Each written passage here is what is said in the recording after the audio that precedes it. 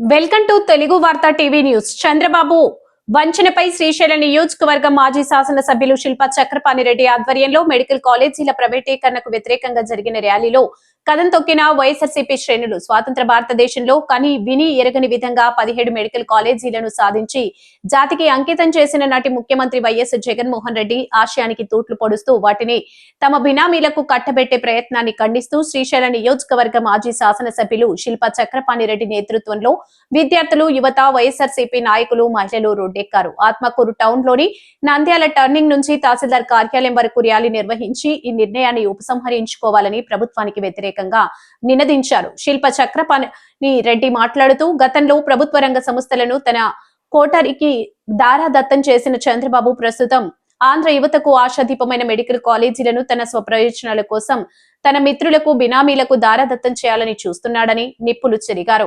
Medical కాలేజీలను PPP విధానం నిర్ణయానికి స్వస్తి పలికి ప్రభుత్వం నిర్మించుకుంటే వైఎస్ఆర్సీపీ నేతృత్వంలో తమ ఉద్యమాన్ని తీవ్రతరం చేస్తామని శిల్పా చక్రపాణిరెడ్డి హెచ్చరించారు.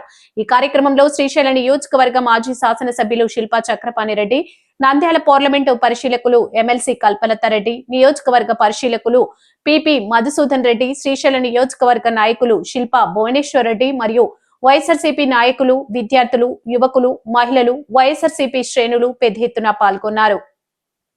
ఆదేశాల మేరకు రాష్ట్ర వ్యాప్తంగా నిరసన కార్యక్రమాలు, ఈ యొక్క ప్రభుత్వ మెడికల్ కాలేజీలను ప్రైవేట్ పరం చేయడాన్ని నిరసిస్తూ అన్ని నియోజకవర్గాల్లో భారీ ఎత్తున నిరసన ర్యాలీని చేపట్టడం, దానికి అపూర్వ స్పందన, బ్రహ్మాండమైనటువంటి స్పందన మన నియోజకవర్గంలో రావడం మనం అంతా చూస్తూ ఉన్నాం. స్వాతంత్రం వచ్చినప్పటి నుంచి కూడా మన 12 మెడికల్ కాలేజీలు ఉంటే మన జగన్మోహన్ రెడ్డి హయాంలో 2019, 23, 24 మధ్యలో దాదాపు 17 మెడికల్ కాలేజీలు కొత్తగా తీసుకొచ్చినటువంటి మహానాయకుడు జగన్మోహన్ రెడ్డి గారు. దీని ముఖ్య ఉద్దేశం ఏంటంటే మనకి 26 జిల్లాల్లో 26 చోట్ల ప్రతి జిల్లాకు ఒక మెడికల్ కాలేజ్ ఏర్పాటు చేయాలి. దానిలో పేదలకు వైద్యం అందించాలి, విద్యార్థులకు మెరుగైనటువంటి పేదవారి అందరికీ కూడా ఈ యొక్క వైద్య విద్యను అందించాలనే ఉద్దేశంతో మన మాజీ ముఖ్యమంత్రి వర్యులు జగన్మోహన్ రెడ్డి గారు తలంచి ఏ రాష్ట్రంలో కూడా లేని విధంగా 17 మెడికల్ కాలేజీని సంపాదించి ప్రజా వైద్యం, ప్రజల హక్కు అనే ఒక నినాదంతో మెడికల్ కాలేజీ తీసుకొచ్చి ఈరోజు ప్రభుత్వం ఈ దుర్నీతితో ఈ ప్రభుత్వం వచ్చిన తర్వాత ప్రైవేటు పీపీపీ పద్ధతిలో దీన్ని ప్రైవేట్ పరం చేయాలనే ఒక దురుద్దేశంతో ఎక్కడ చూసినా దోపిడీ పాలన సాగిస్తూ ఈ మెడికల్ కాలేజీలను పేదవారికి అందకూడదు, దీన్ని వైద్యాన్ని ఖరీదైన వైద్యంగా మార్చాలనే ఉద్దేశంతో తన అనుచరులకు, తన అనుంగులకు, తన పార్టీ వారికి ఈ కాలేజీలను కట్టబెట్టడానికి సిద్ధమై ఆఖరుకు 5 కాలేజీలు, 2 కాలేజీలు, 7 కాలేజీలు దాదాపుగా పూర్తి స్థాయిలో నడపడానికి సిద్ధంగా ఉన్నా, అదేవిధంగా ఒక 10 కాలేజీలు వివిధ దశల్లో నిర్మాణ దశలో ఉన్నా వాటన్నిటినీ కూడా ఒక ప్రైవేట్ పరం చేసి డబ్బు సొమ్ము చేసుకోవాలనే ఉద్దేశంతో ముఖ్యమంత్రి గారు ఈ యొక్క ప్రైవేట్ పీపీపీ పద్ధతి అని ఒకటి తీసుకొచ్చి రాష్ట్రంలో ఎప్పుడైనా పేద ప్రజలకు అందేది ప్రభుత్వం ద్వారా, ప్రభుత్వ ఉద్యోగాల ద్వారా, ప్రజలు ఎప్పుడు ఆకాంక్షించేది ఎన్ని లక్షల రూపాయల జీతాలు ఇచ్చినా ప్రైవేటు వారు, వేల రూపాయల్లో శాలరీ ప్రభుత్వం వచ్చినా మాకు ప్రభుత్వ ఉద్యోగం ఉంది అని ఒక భరోసా, ఒక నమ్మకం పేదవారిలో కావచ్చు ఎవరితోనైనా ఒక నమ్మకం కుదిరేలాగా పూర్వం నుంచి వస్తూ వస్తుంది. ఆనవాయితీ పోయి ప్రతిదీ ఏమమ్మితే ఏమొస్తుంది. జగన్మోహన్ రెడ్డి గారు ఒక్కొక్క కాలేజీకి 50 నుంచి 100 ఎకరాల భూమిని సేకరించి ఎక్కడే కానీ 1 రూపాయి ఖర్చు పెట్టకుండా ఆయన హయాంలోనే భూములు సేకరించి ఎంతో రకాల 17 కాలేజీలకు స్థలాలు కేటాయించి భూమి పూజలు చేస్తే ఈరోజు 8,400 కోట్ల రూపాయలతో ఈ 17 మెడికల్ కాలేజీలు కట్టాలనే శాంక్షన్ తీసుకొస్తే ఆ రోజే జగన్మోహన్ రెడ్డి గారు ప్రభుత్వ హయాంలో 3,000 చిల్లర కోట్ల రూపాయలతో కొన్ని నిర్మాణాలు పూర్తి చేసి కొన్ని నిర్మాణ దశలో ఉండటం కూడా చూసాం. ఇంకొక 5,000 కోట్ల రూపాయలు 5 సంవత్సరాల కాలంలో ఖర్చు పెడితే ఈ యొక్క మెడికల్ కాలేజీలు అన్నీ కూడా అద్భుతంగా మన పిల్లలకు 2,000 చిల్లర సీట్లు వస్తాయి, నాణ్యమైన విద్య వస్తుంది. ఒక ప్రైవేటు పరం చేస్తే ఇవన్నీ విద్య కూడా బాగా రేపు కోట్ల రూపాయలకు డబ్బులు పెట్టి కొనే పరిస్థితి ఈరోజు ఈ ప్రభుత్వం చేస్తూ ఉంది. అంటే పేదవారికి వాళ్ళ పిల్లలేమో అందరూ వివిధ దేశాల్లో చదువుకోవాలి, పేద పిల్లలు మాత్రం అక్కడనే ఉండాలి, ఆ విద్య పెద్దలకు మాత్రమే చెందాలి అనే ఉద్దేశంతో ఈరోజు ప్రభుత్వ మెడికల్ కాలేజీలను ప్రైవేట్ పరం చేయడం ఎంత దారుణం అంటే మనం ప్రజలందరూ గమనిస్తూ ఉన్నారు. అందుకే ఈరోజు కోటి సంతకాల సేకరణ ఈ యొక్క కాలేజీల పైన మా జగన్మోహన్ రెడ్డి గారు ఒక పిలుపునిస్తే ఈరోజు ఎగబడి దాదాపు నేను చెప్తా ఉన్నా హాస్యాస్పదం కాదు ఇది.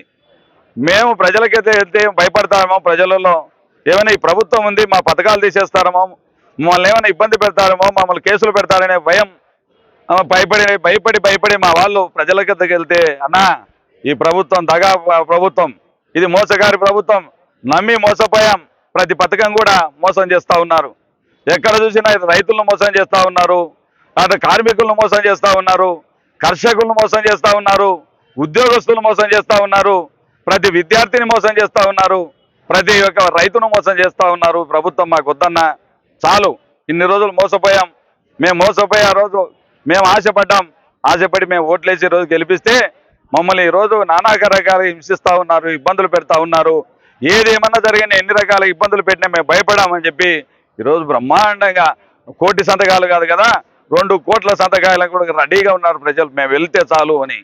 ఆ విధంగా ఈరోజు ప్రభుత్వం ఈరోజు ఆ ప్రభుత్వం చేస్తున్నటువంటి చేష్టలకు ఈరోజు ప్రజల్లో పెళ్ళిపోతా ఉంది ఆవేశం. కాబట్టి మనం ఆలోచించుకోవాల్సిన అవసరం మన పార్టీ వారు కూడా ఆలోచించుకోవాలి.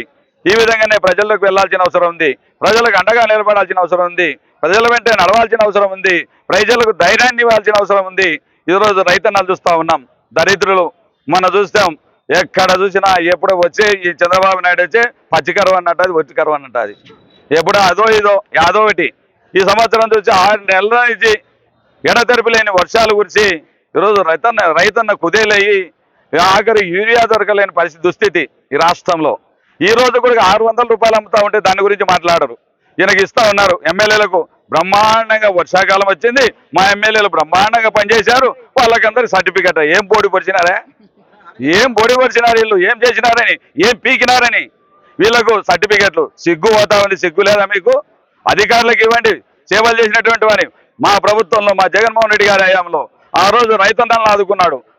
ఇన్సూరెన్స్ డబ్బులు మన నియోజకవర్గానికి ప్రతి సంవత్సరం 25 కోట్ల రూపాయలు ఇస్తే ఈరోజు అవి సర్టిఫికెట్లు చేతులు పెట్టుకొని తిరుగుతూ ఉన్నారు దరిద్రులు ఎక్కడ చూసినా. ఈరోజు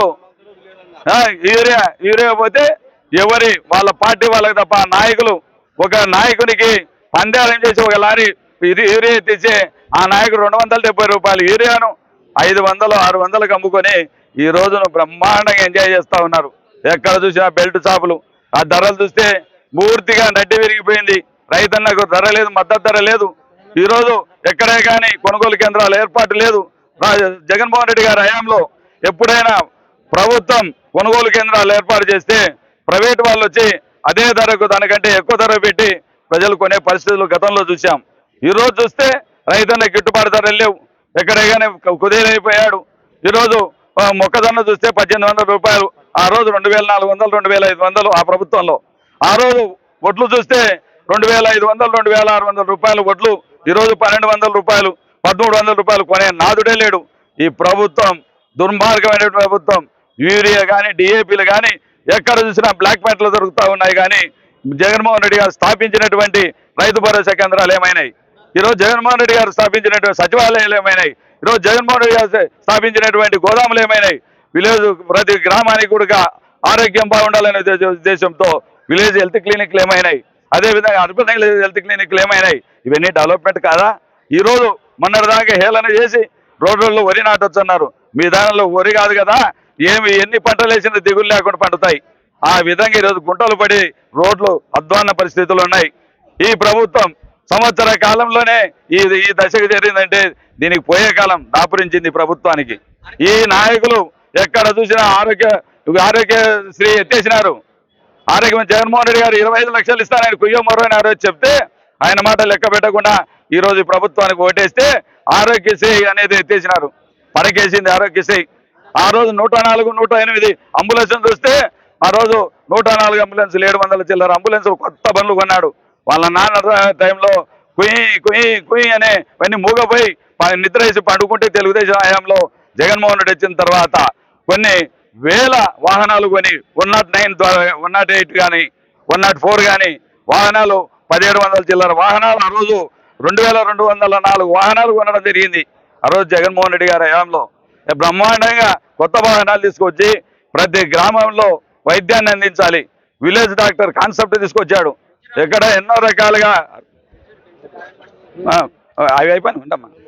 అదేవిధంగా 8,480 కోట్లతో రాష్ట్ర వ్యాప్తంగా 17 మెడికల్ కాలేజీలు తీసుకురావడం, అదేవిధంగా 10,032 విలేజ్ క్లినిక్లు ఏర్పాటు, 105 రకాల మందులు ఎక్కడ చూసినా జగనన్న ఆరోగ్యశ్రీ కింద జగనన్న దాని కింద టెస్టులు దాదాపు 16 ఎన్ని టెస్టులు హెల్త్ క్యాంపులు ఎక్కడ చూసినా హెల్త్ క్యాంపులు 329 కోట్లతో అర్బన్ క్లినిక్లు 670 కోట్లతో పిహెచ్సిలు ఎక్కడ చూసినా బ్రహ్మాండంగా నాడు నేడు స్కూళ్ళు, నాడు నేడు హాస్పిటల్స్, ఎన్నో రకాలుగా ఎక్కడ హాస్పిటల్స్ కూడా ఎక్కడైనా కూడా గతంలో హాస్పిటల్ పనిచేయకపోతే వాటన్నిటిని కూడా రిపేర్లు చేసి బ్రహ్మాండంగా పాలన సాగించినటువంటి జగన్మోహన్ రెడ్డి గారు ఈరోజు ప్రజలు అనుకుంటా ఉన్నారు, మహానుభావుడు పొరపాటు చేశాం, తప్పు చేశాం, ఈ ప్రభుత్వాన్ని తెచ్చుకున్నాం, అనవసరంగా తెచ్చుకొని ఈరోజు ఇబ్బందుల పాలవుతా ఉన్నాం, కన్నీరు పెడతా ఉన్నారు, రైతన్న కన్నీరు పెడతా ఉన్నారు.